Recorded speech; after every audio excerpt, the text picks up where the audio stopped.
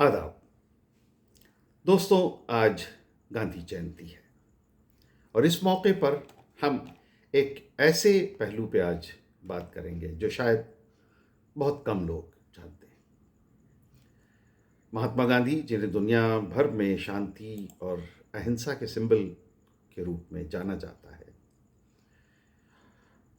गांधी जी शायद इतिहास के उन चंद लोगों में, उन चंद शख्सियात में से हैं, उन चंद पर्सनालिटीज़ में से हैं जिन्हें सिनेमा के पर्दे पर सबसे ज़्यादा दिखाया गया।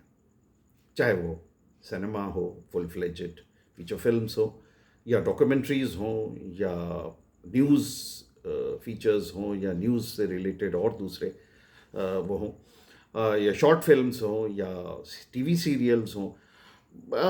इन टोटलिटी अगर हम देखते हैं तो गांधी जी पर पूरी दुनिया में शायद जितना काम हुआ है, उतना मॉडर्न हिस्ट्री में शायद दूसरी किसी पर्सनालिटी, किसी एक पर्सनालिटी पर शायद उतना काम सिनेमा में नहीं हुआ। मगर एक अजीब सी एक बात है कि he has been portrayed perhaps the most in cinema, in in in cinema screen world wide. But दिलचस्प बात यह है कि गांधी जी खुद सिनेमा के एक बहुत बड़े आलोचक थे और उन्होंने अपनी पूरी जिंदगी में सिर्फ 2 फिल्में देखी। ये बात सुनने में बड़ी अजीब लग सकती है कि जिस शख्स पर, जिस इंसान पर इतनी फिल्में बनी, इतना काम हुआ, वो खुद सिनेमा से इतना दूर रहा।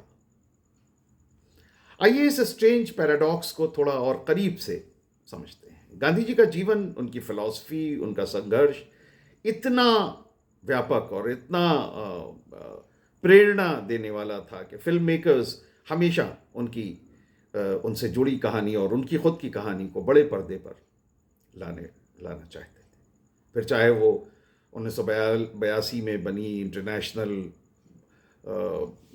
बहुत बड़ी मेगा फिल्म रिचर्ड एटनबरो की गांधी हो, या जो एक कल्ट क्लासिक का दर्जा रखती है अब, और जिस फिल्म में बेन किंग्सले ने गांधी जी का किरदार ऐसा जिंदा कर दिया अपने शानदार अभिनय से कि लगता है कि वो खुद गांधी जी उसमें आ गया। तो वहाँ से लेके द मेकिंग ऑफ द महात्मा 1996 में आई, या गांधी माय फादर 2007 में आई, या फिर मुन्ना भाई सीरीज़ 2006, और वो गांधीगिरी, और वो इस तरह की, और उनकी ज़िंदगी के अलग अलग पहलुओं को इन तमाम फिल्मों में दिखाया गया। इसके अलावा भी सिनेमा में, थिएटर में और बहुत से जगहों पे बहुत सारा काम हुआ। हॉलीवुड से लेकर बॉलीवुड तक, और यहाँ तक कि रीजनल सिनेमा में भी गांधी जी का जो इन्फ्लुएंस है वो बिल्कुल साफ साफ दिखता है। वो सिर्फ एक हिस्टोरिकल पर्सनालिटी नहीं थे, बल्कि एक आइडिया है, एक एक एक एक रिवोल्यूशन है अपने आप में गांधी जी। और इसलिए सिनेमा उनके विचारों को फैलाने का एक बहुत ही इम्पॉर्टेंट और बहुत ही बिफिटिंग मीडियम बन गया। लेकिन यही गांधी जी सिनेमा के लिए एक बहुत ही अलग सा नज़रिया रखते थे। वो इसे फजूल खर्ची और ध्यान भटकाने वाला मानते थे। उनके लिए जीवन की सच्चाई और जो उनकी आध्यात्मिकता, यानी जो उनका जो रूहानियत जो थी, वो स्पिरिचुअलिज्म जो है, वो उनको ज़्यादा इम्पोर्टेंट था। और सिनेमा जैसी मनोरंजन की चीज़ें इन वैल्यूज़ से दूर ले जाती हैं, ऐसा गांधी जी का मानना था। उनकी सादगी भरी जीवन शैली, उनके लाइफस्टाइल और उनका सेल्फ रिस्ट्रेन, ये सब सिनेमा के ग्लैमर से बिल्कुल भी मेल नहीं खाते थे। आज जब हम गांधी जी के आइडियाज़ पर बनी फिल्में देखते हैं, चाहे वो बेन किंग्सले की क्लासिक गांधी हो या संजय दत्त की लगे रहो मुन्ना भाई, तो ये आयरनी साफ दिखती है कि जिस माध्यम को, जिस जिस मीडियम को गांधी जी ने सिंफुल टेक्नोलॉजी यानी पाप की तकनीक कहा, उसी ने उन्हें इमॉर्टल बना दिया। हिस्टोरिकल रिकॉर्ड्स और रिसर्च के मुताबिक महात्मा गांधी ने 3 बार पर्दे से वो रूबरू हुई, फेस टू फेस हुए, जिसका जिक्र खुद गांधी जी ने भी किया है, जिसमें से 2 फिल्में उन्होंने देखी। और ये हैं, फिल्मों की हम बात करेंगे, मगर उसके पहले राजा हरीशचंद, ये स्टेज प्ले जो था, वो गांधी जी ने सबसे पहले देखा। गांधी जी ने दादा साहब फाल्के की पहली इंडियन फीचर फिल्म राजा हरीशचंद जो 1913 में बनी, वो तो नहीं देखी, क्योंकि उनके लिए हरीशचंद की कहानी सिनेमा से ज़्यादा मॉरलिटी का एक सबक है।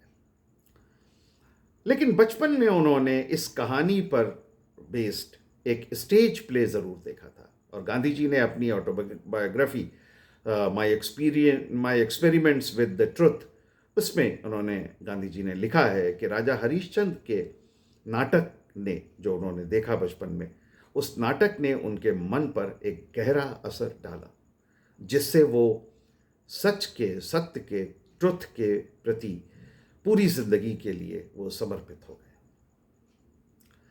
मगर जो फिल्म उन्होंने पहली देखी, उस फिल्म का नाम था मिशन टू मॉस्को। 1943 में बनी ये फिल्म उनकी ज़िंदगी में देखी गई पहली फिल्म थी। ये एक हॉलीवुड की फिल्म थी जो वर्ल्ड वॉर 2 के दौरान अमेरिका और सोवियत यूनियन के बीच अलायंस पर बेस्ड थी। इसकी कहानी, रिपोर्ट्स के मुताबिक, ये फिल्म उन्हें पॉलिटिकल रीजंस की वजह से देखनी पड़ी। ब्रिटिश ऑफिशियल्स ने उन्हें लगभग मजबूर कर दिया ये फिल्म देखने के लिए, इतना प्रेशराइज किया।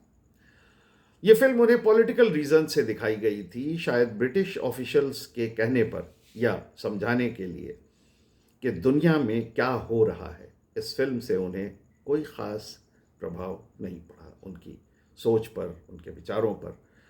इस फिल्म से जो, जैसा कि शायद अंग्रेज़ चाहते थे, वो नहीं हुआ, और गांधी जी के जो अपने विचार थे उन पर उस फिल्म का कोई असर नहीं हुआ। दूसरी फिल्म जो उन्होंने देखी वो थी राम राज्य। 1944 में बनी, विजय भट्ट साहब की बनाई हुई इस फिल्म को ये सौभाग्य हासिल है कि ये वो इकलौती फिल्म है हिंदी की जिसे गांधी जी ने देखा।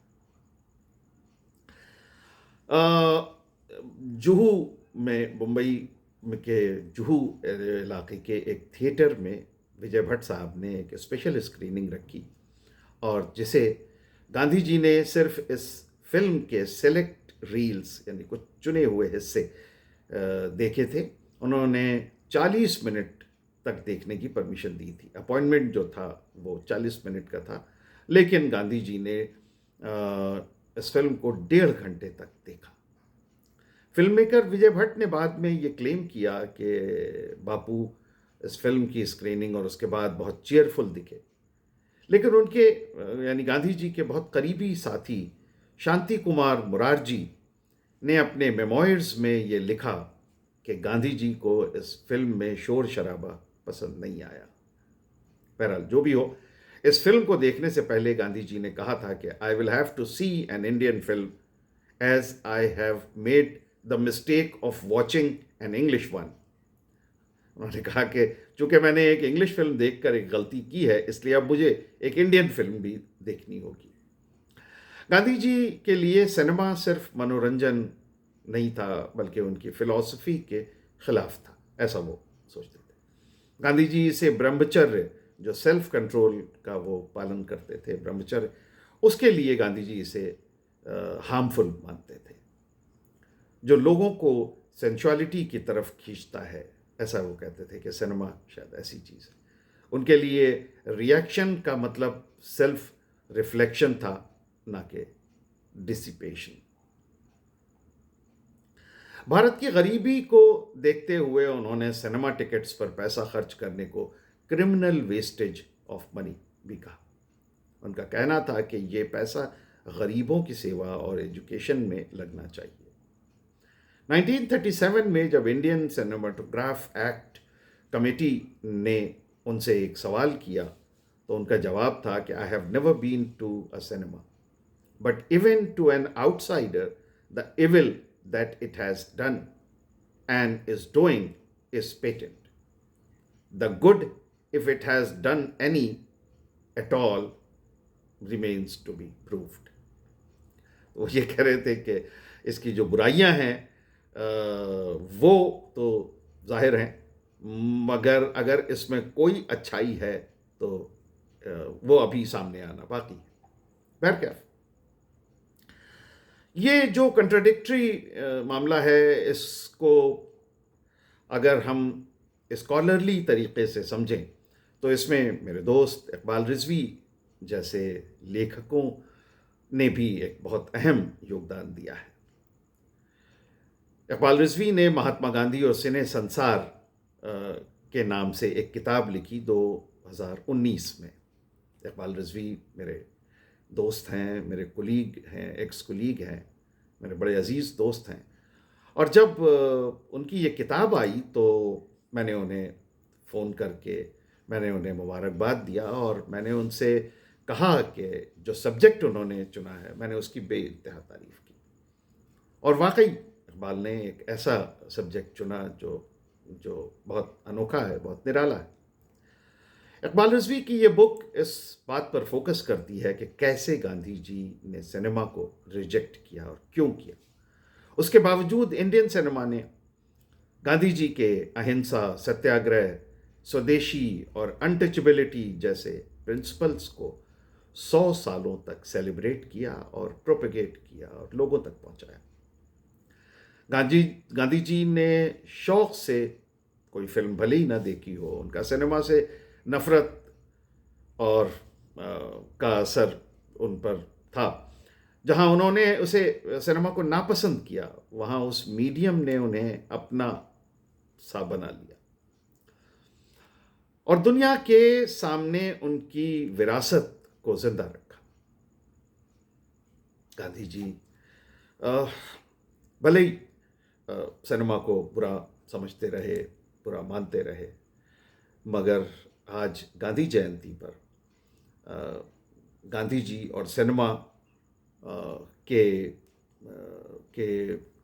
उन्वान से अगर आज मैं ये वीडियो बना रहा हूँ, अगर इकबाल रिजवी एक किताब लिख रहे हैं, अगर मुन्ना भाई की गांधीगिरी आज भी अगर वो हो रही है, तो इसका मतलब है कि सिनेमा ने गांधी ने भले ही सिनेमा को पसंद ना किया हो, रिजेक्ट किया हो या बुरा माना हो, मगर सिनेमा ने गांधी को बेइंतहा पसंद किया, बेइंतहा प्रमोट किया और सिनेमा ने उन्हें वहाँ पहुँचाया जहाँ उन्हें होना चाहिए था, उस बुलंदी पर। तो ये था हमारा गांधी जयंती पर एक विशेष फीचर। आपसे बॉलीवुड की अच्छी बुरी खट्टी मीठी बातें होती रहेंगी आप लोगों से।